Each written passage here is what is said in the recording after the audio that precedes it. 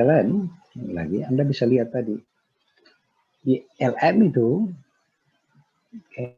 menurut Keynes, gambarnya ada datar begini baru naik. Suku bunga yang paling rendah ya di posisi ini sudah flat, sudah datar, dan paling rendah itu yang disebut dengan liquidity trap. Ingat di ekonomi makro 1, Y1. Itulah suku bunga yang paling rendah. Tidak ada lagi suku bunga di bawahnya itu. Katakan setelah liquidity trap pasti suku bunga akan naik. Maka LM akan saja naik. Jadi, tapi ada masa di mana liquidity trap. Nah sekarang ini di dunia termasuk Indonesia itu sudah berada di bawah, di liquidity trap kalau menurut Keynes. Suku bunga paling rendah.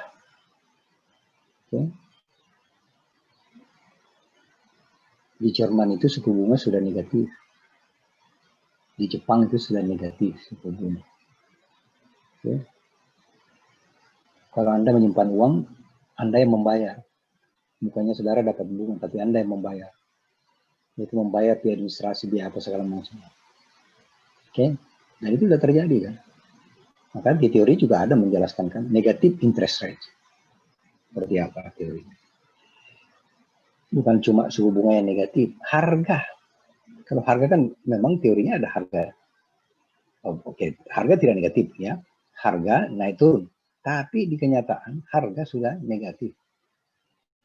Ya, ingat minyak pada bulan, harga minyak dunia pada bulan Juni apa Juni ya, sempat satu hari di dunia ini harga minyak mentah negatif ya, sampai jam 3 subuh satu hari itu mau dijual itu kalau minyak itu dijual dia akan memberi uang penjualnya kalau Anda mau ambil minyaknya, dan itu pun tidak ada yang mau ambil minyak ketika itu.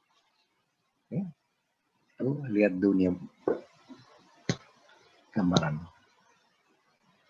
Jadi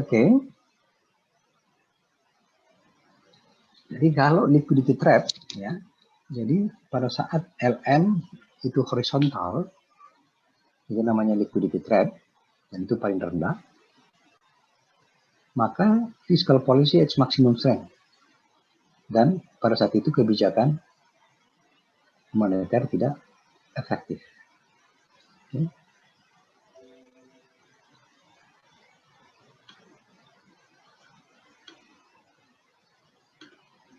Kita coba cek.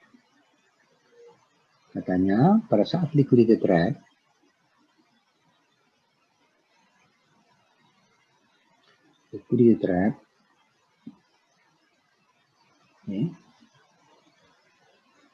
kalau di liquidity trap, maka yang efektif adalah kebijakan fiskal. Anda kasih IS.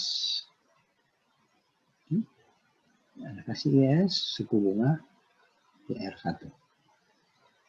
Anda tambah lagi kebijakan fiskal IS, suku bunga tetap R1. Jadi sepanjang, jadi Anda lihat di saat liquidity trap, pada saat kurva LM rendah dan datar, maka kebijakan yang terbaik adalah fiskal. Kenapa? Tidak ada sama sekali crowding. Setiap Anda menggerakkan IS, menggerakkan kebijakan fiskal, yang terjadi adalah pertumbuhan ekonomi naik, tapi tidak mempengaruhi R. Sebaliknya kalau Anda bikin, dan di sini kebijakan moneter tidak berpengaruh. Kalau Anda bikin kebijakan LM, maka yang terjadi adalah suku bunga naik. Pada saat kalau datar, suku bunga naik, tetapi kemudian Y-nya tidak berubah. Pada tingkat IS yang sama. Sebaliknya, kalau di LM yang vertikal, Anda bikin kebijakan IS, maka Anda lihat bahwa dampaknya terhadap Y, pertumbuhan ekonomi, Oke, sedikit sekali. Tapi dampaknya terhadap R besar sekali. Artinya apa? Ketika suku bunga sangat tinggi dan sudah vertikal, ya, di LM yang tegak, maka kebijakan fiskal tidak efektif. Yang efektif adalah kebijakan moneter. Oke ya? Ya, itu dengan. Oke.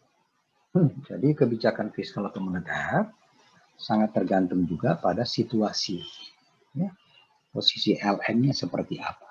Apakah dia berada pada posisi suku bunga yang rendah sekali dan cenderung stagnan suku bunga itu, maka yang saudara gunakan adalah fiscal policy.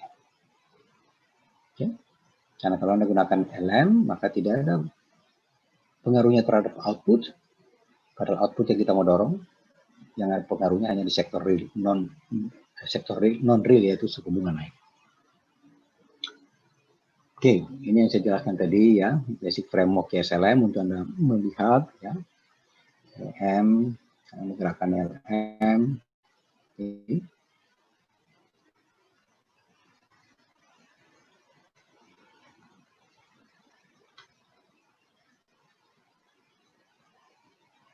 Ini mekanisme di kebijakan moneter, kira-kira kalau Anda gerakkan ya, kebijakan dampaknya di pasar seperti apa. Jadi kalau Anda gerakkan real money supply, ya, money supply digerakkan, apakah dengan menambah jumlah uang atau harga yang berubah, ya, karena harga juga bisa mempengaruhi real money supply kan. Kemudian atau suku bunga. Kalau real money supply bergerak, okay, naik, maka yang terjadi adalah portofolio terjadi perubahan. Ya, portofolio aset yang dipegang oleh masyarakat kan berubah. Okay. Karena portofolio yang dipegang berubah, otomatis harga maupun interest rate berubah.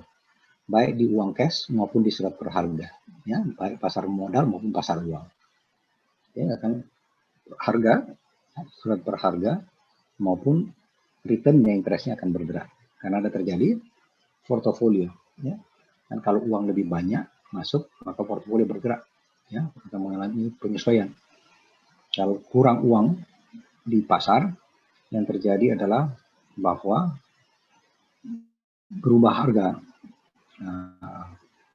di apa namanya di pasar uang, pasar modal, kemudian akan berpengaruh pada barang lain. Ya, properti akan berubah, tanah akan lain, emas akan berubah dan seterusnya.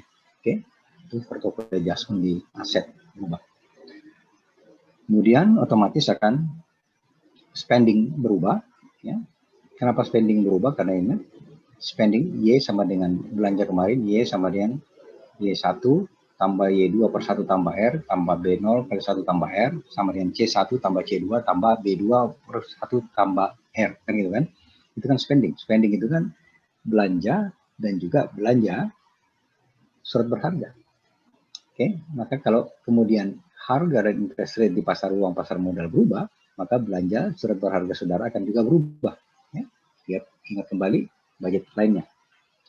Akibatnya, ujung-ujungnya kalau budget constraint-nya berubah, ya, karena ingat karena suku bunga berubah berarti budget constraint berubah, ya, output adjust terjadi yang aggregate demand.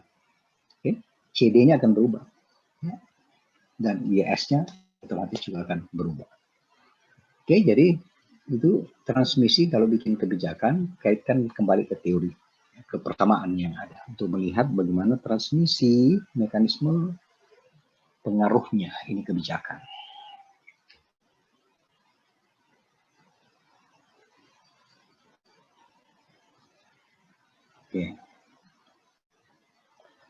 Oke, saya tegaskan lagi ya. Tadi waktu kita bicara kebijakan, ya, lihat di dua tempat di mana ada ekstrim kebijakan itu gitu kan. Ketika LM di liquidity trap yang paling rendah dan datar, dan ketika LM ya pasar uang berada di suku bunga tinggi dan tajam terus naiknya.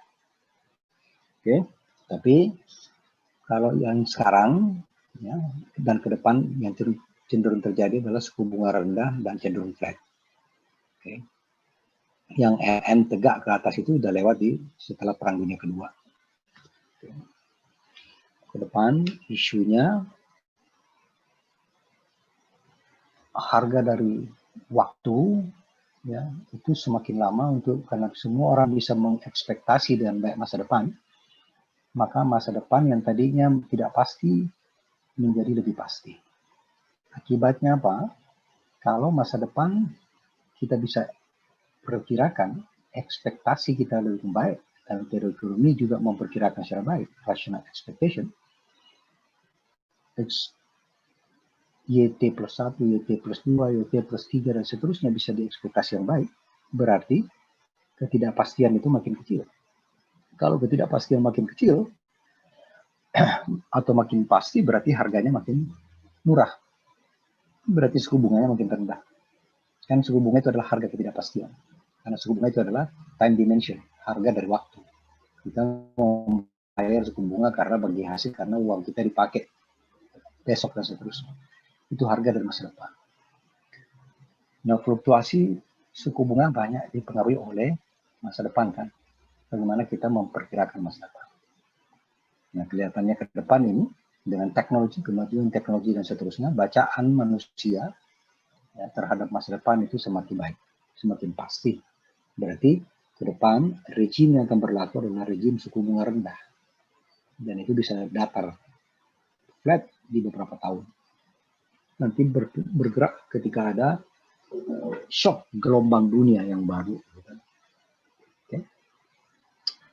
Jadi lihat itu bahwa liquidity trap itu lebih ya, isunya di sana. Ya. Jadi kira-kira ke depan ini Keynesian ini masih lebih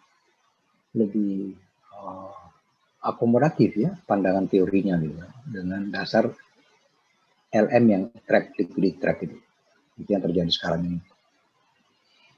Jadi kalau di liquidity trap memang kita butuh harmonisasi kebijakan fiskal maupun moneter, tapi yang di depan adalah fiskal, kemudian moneter harmoniskan, mengikuti. Itu menghilangkan crowding, tapi tidak banyak crowding karena dia flat. Ya, dia banyak crowding kalau dia slope-nya positif, LM.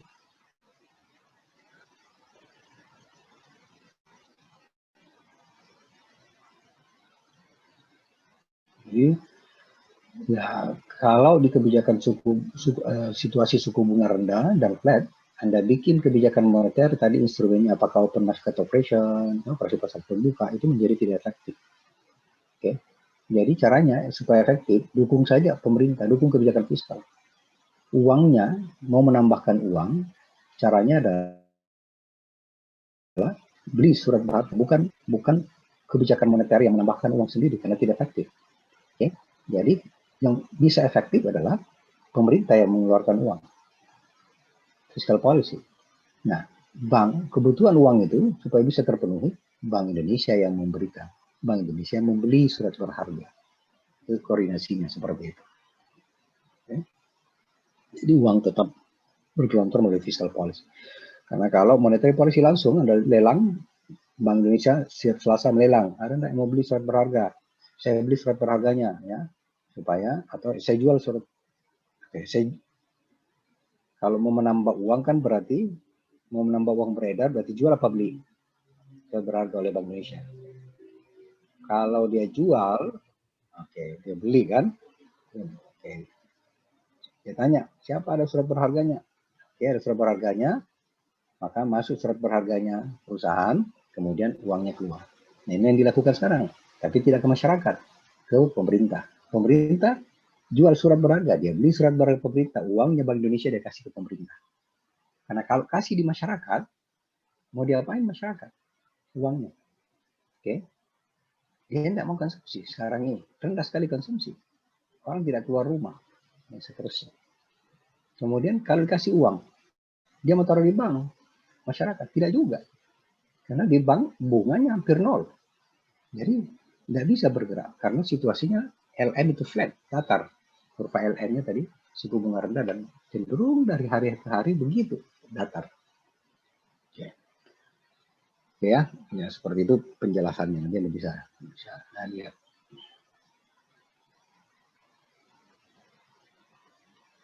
Nah, satu sisi kalau situasinya seperti yang digambarkan oleh klasik, kalau liquidity trap itu kan Keynes. Kalau yang digambarkan klasik itu kan LM-nya yang tadi tegak, ya kan? LM-nya tegak ke atas atau mulai slope-nya positif ke atas, ya vertikal. Oke.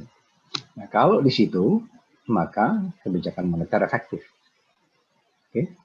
Kebijakan moneter efektif dan gampangnya Anda pakai saja rumus quantity theory of money di situasi itu.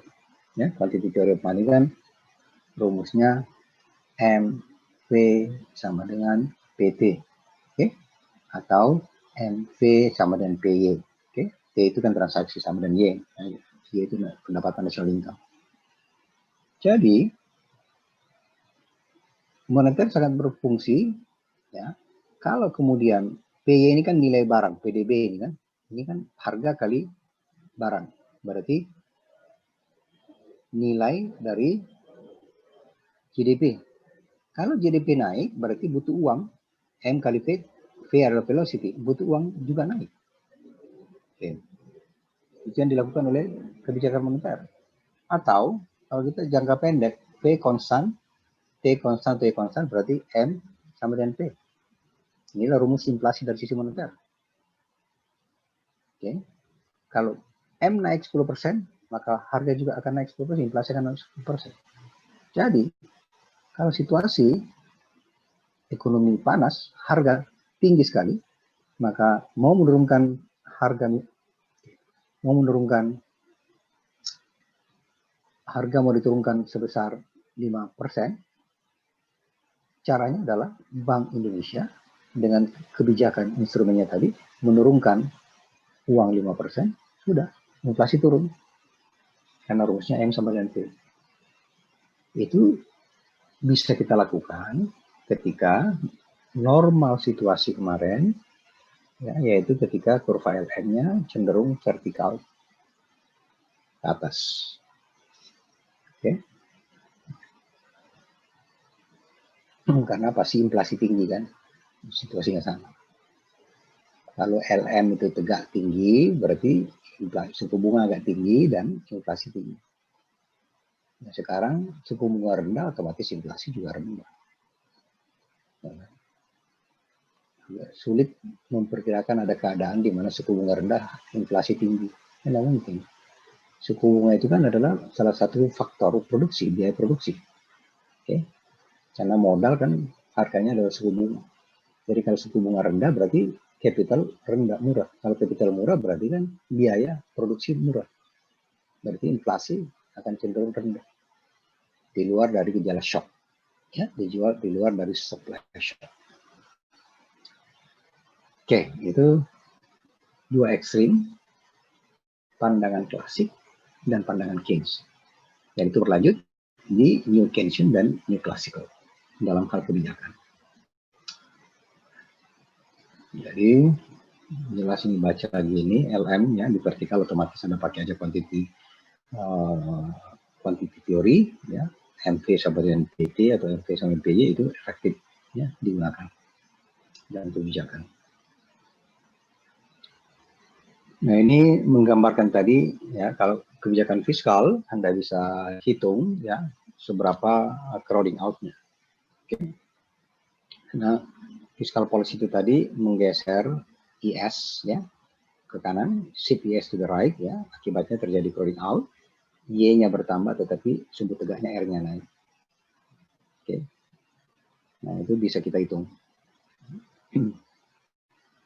Tergantung persamaan dari IS-nya.